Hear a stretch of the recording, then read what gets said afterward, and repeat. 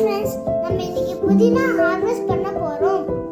Wow, புதினா லீஃபோட smell ரொம்ப வாசனையா இருக்கே. நம்ம சட்னிக்கு இல்லாட்டி பிரியாணிக்கு யூஸ் பண்ணலாம். நம்ம புதினா ஹார்வெஸ்ட் பண்ணும்போது லீஃபை கட் பண்ணக்கூடாது, ஸ்டெம்மை தான் கட் பண்ணணும். அப்போதான் அடுத்த வாட்டி நிறைய புதினா வளரும். இப்போ நான் உங்களுக்கு எல்லாருக்குமே ஒரு ட்ரிக் காட்ட போறேன்.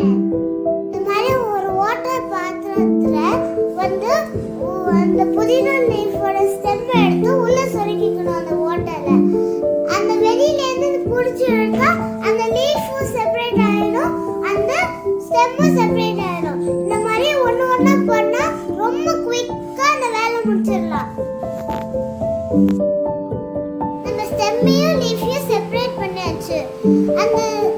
அந்த லீஃபை குக்கிங்க்கு யூஸ் பண்ணுவா எல்லாருக்குமே தெரியும்.